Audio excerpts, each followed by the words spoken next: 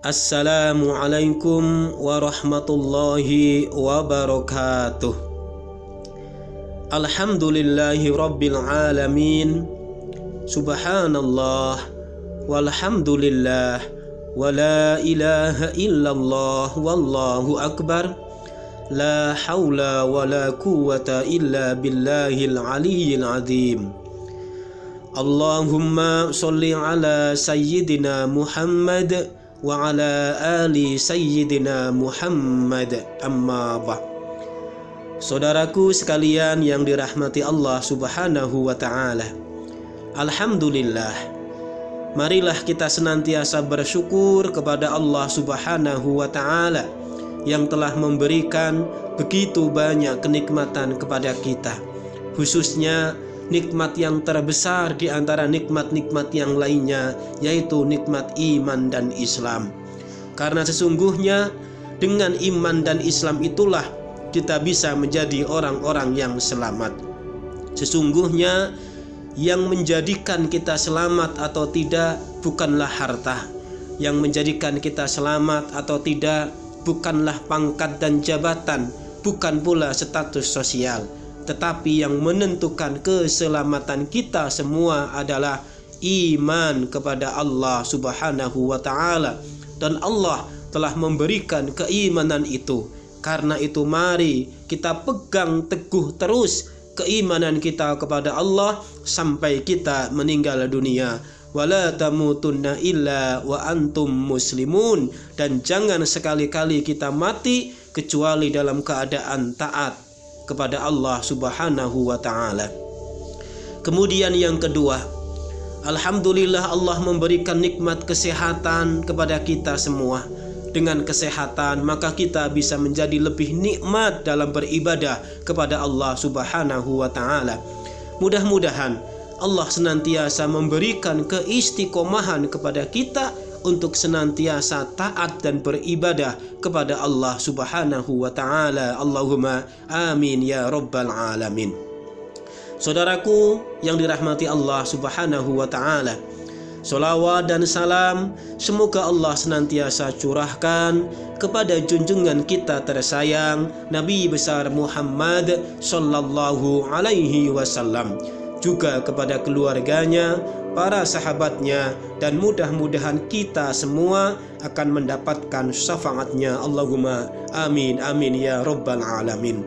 Karena orang yang beruntung adalah orang yang mendapatkan syafaat Rasulullah sallallahu alaihi wasallam. Untung tenan wong kang gelem salat lan ngakeh-ngakehi maca solawat marang Nabi Muhammad. Sebab ngajeng-ngajeng angsal syafaat, sebab ngajeng-ngajeng angsal syafaat. Beruntunglah orang yang senantiasa sholat, bersolawat kepada Rasulullah Shallallahu Alaihi Wasallam, sebab kelak dia akan mendapatkan syafaat Rasulullah Shallallahu Alaihi Wasallam. Saudaraku sekalian yang dirahmati Allah Subhanahu wa ta'ala, dalam kehidupan ini kita tidak pernah lepas dari yang namanya rahmat Allah. Maka agar kita mendapatkan rahmat, mendapatkan kasih sayang Allah, maka kita harus mentaati Allah dan juga Rasulnya. Sebagaimana yang Allah firmankan dalam Al-Quranul Karim, surat Al-Imran ayat 132. A'udzu billahi minasy syaithanir rajim. Bismillahirrahmanirrahim. Wa ati'ullaha war rasul la'allakum turhamun. Shadaqallahul azim. Dan taatilah Allah dan Rasul supaya kamu diberi rahmat. Saudaraku yang dirahmati Allah, Ayat ini jelas menjelaskan kepada kita bahwa kita harus senantiasa taat kepada Allah, taat kepada Rasulullah, agar kita semua diberi rahmat baik di dunia maupun di akhirat. Karena hanya Allah yang bisa memberi rahmat kepada kita semuanya. Nah, salah satu perintah Allah melalui Rasulullah SAW adalah agar kita senantiasa berpuasa. Dan kita bersyukur, alhamdulillah, pada saat ini kita berada di salah satu bulan yang mulia, yaitu bulan Muharram. Karena ada salah satu amalan yang disukai oleh Allah Subhanahu wa ta'ala di bulan Muharram ini. Apa itu? Yaitu ibadah puasa. Hal ini sebagaimana sabda Rasulullah SAW. Wa an Abi Hurairah radhiyallahu anhu qala Rasulullah sallallahu alaihi wasallam afdhalus siyami ba'da ramadhana sahrullahil muharram. Apa artinya? Dari Abu Hurairah radhiyallahu anhu, ia berkata, Rasulullah sallallahu alaihi wasallam bersabda, puasa yang paling utama sesudah puasa pada bulan Ramadan adalah puasa pada bulan Muharram. Masya Allah.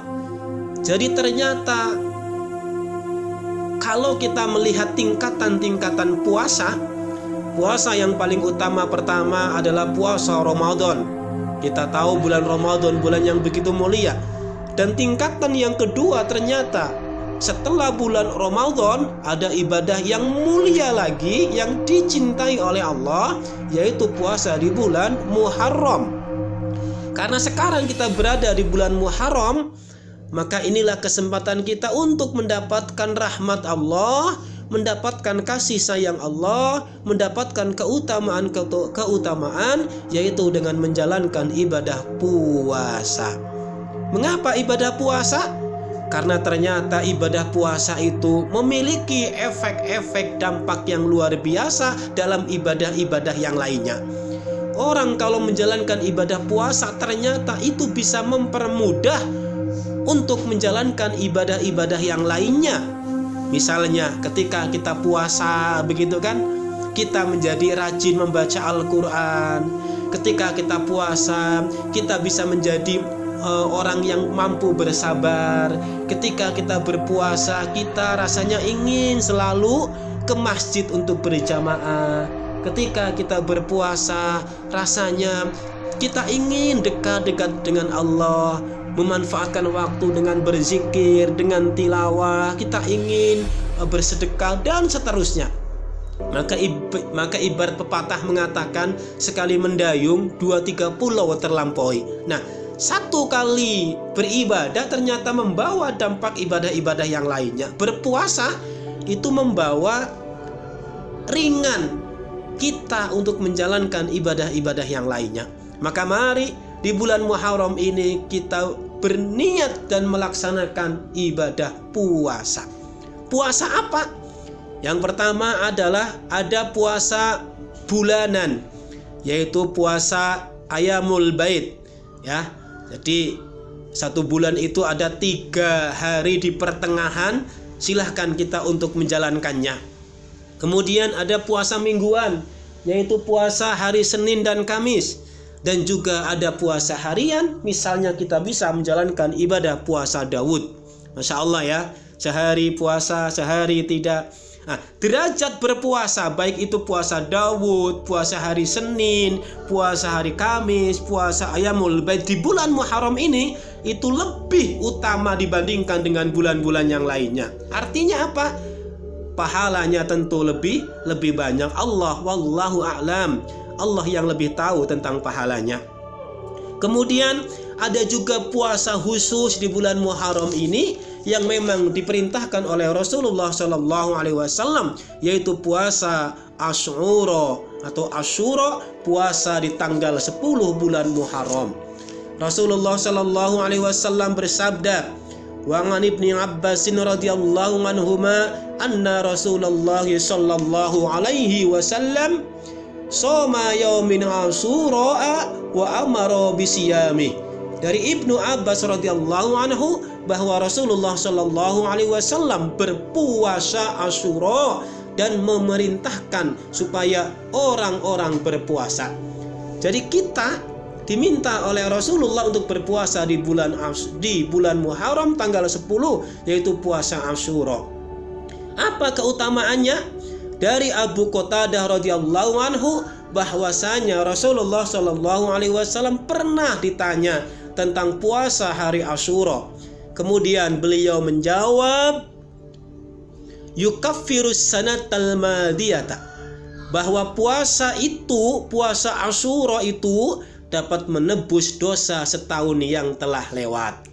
Nah, di samping puasa Asyura itu ternyata kita juga dianjurkan untuk puasa Tasu'a, yaitu puasa satu hari sebelumnya, sebelum Asyura, atau puasa di tanggal 9 Muharram.